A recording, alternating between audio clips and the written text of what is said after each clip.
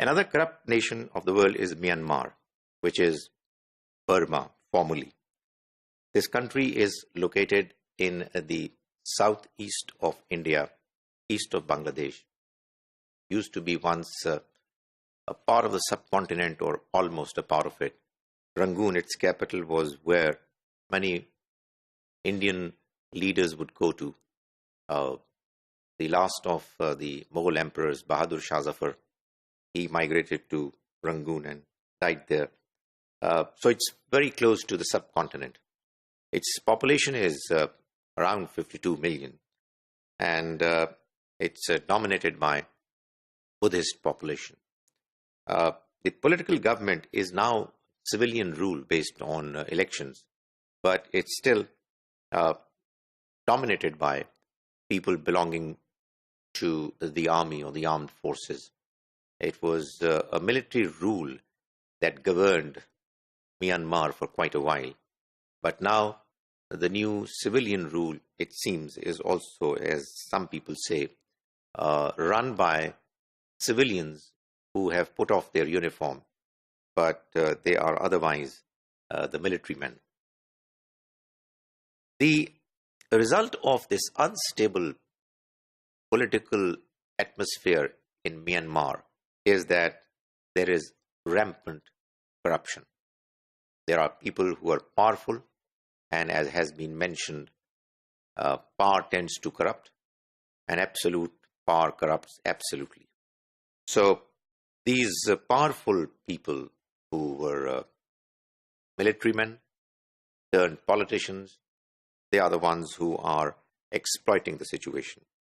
More particularly, the timber, which seems to be a very important resource of the country, is being plundered. Likewise, other natural resources. Because when you are at the helm of the affairs of a nation, and the decision-making authority lies with you, and you are not accountable to anybody else, nor are you worried that you will have to go to the masses for you to be re-elected, then obviously nobody can stop you from becoming corrupt and misusing your powers. And that is exactly what is happening in Burma, in Myanmar. And we know, for instance, that this power that they have has also been used to cause harm to the minority of Muslims that are living there. There has been persecution of them, but nobody is there to stop them. There is political repression, as I said, and those who threaten to change the regime are taken to task with a very heavy hand. And that is a problem with most of the dictatorships, or most of the countries that are run by one party, one group of people, one family. They do not want to let go their power, and therefore whenever and wherever there is a possibility that they are going to be replaced by some other political rivals, if there is a danger that there are people who are rising against them, that there is a strong backlash on the part of the powerful people who are otherwise corrupt as well. So things go from bad to worse. The system is not functioning properly, and the system has little hope of improving.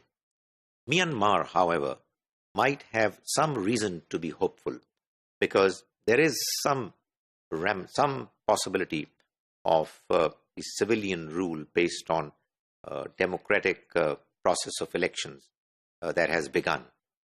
Obviously, to begin with, it will not be able to get rid of the influence of the generals and the other military men.